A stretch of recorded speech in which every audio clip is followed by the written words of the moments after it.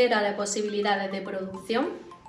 Dado que en cualquier economía los recursos de los que disponen son escasos, aunque se utilicen todos los factores de producción disponibles, no es posible obtener una cantidad ilimitada de bienes y servicios.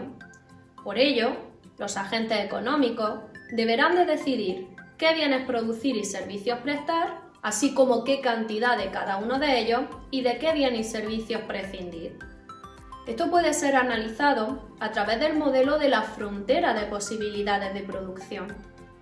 La frontera de posibilidades de producción es una curva que nos indica la cantidad máxima de bienes y servicios que se pueden obtener en una economía haciendo un uso eficiente de todos los recursos de los que disponen.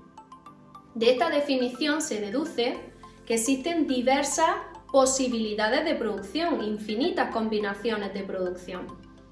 Por ejemplo, vamos a suponer un país que va a producir dos bienes diferentes: vacunas para la COVID-19 y coche eléctrico. El país puede decidir destinar todos los recursos a la producción de un solo bien, por ejemplo, producir solo vacunas y no producir coches o viceversa, producir más vacunas que coches o viceversa, o producir más o menos igual de ambos bienes. Lógicamente, si partimos de una combinación de producción en la que, por ejemplo, todos los recursos sean destinados a la producción solamente de vacunas, por ejemplo, se obtienen 20 vacunas y 0 coches, y queremos pasar a otra combinación de producción en la que obtengamos al menos un coche, una unidad del otro bien, por ejemplo, una combinación en la que obtenga un coche y menos de 20 unidades de vacuna, es necesario que el país retire factores de producción desde la producción de vacunas hacia la producción de coches. Es decir, para poder aumentar la cantidad que obtenemos de uno de los bienes, es necesario reducir la cantidad que obtenemos del otro bien.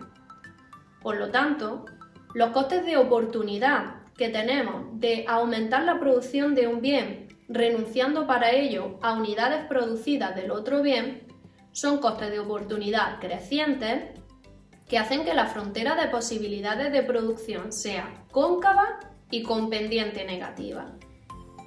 ¿Qué más información podemos obtener de este modelo?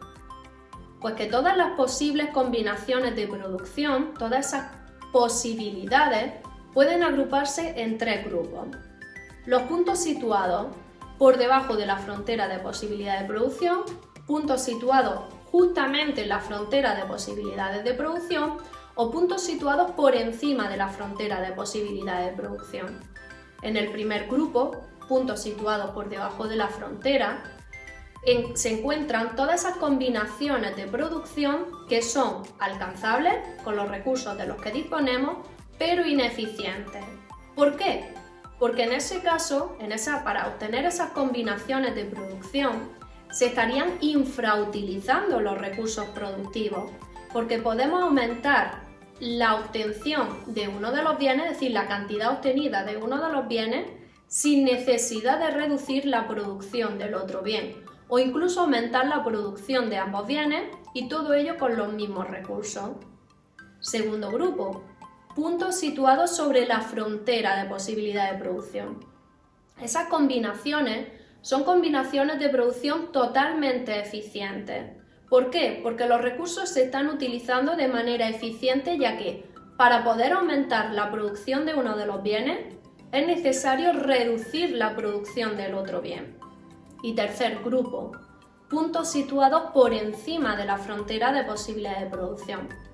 Representan combinaciones de producción que, con los recursos que dispone la economía, no son alcanzables desde la perspectiva de la producción, pero sí que serían alcanzables desde el punto de vista del consumo, por ejemplo comerciando, o incluso a largo plazo si se incrementa el número de factores de producción disponibles o recursos disponibles.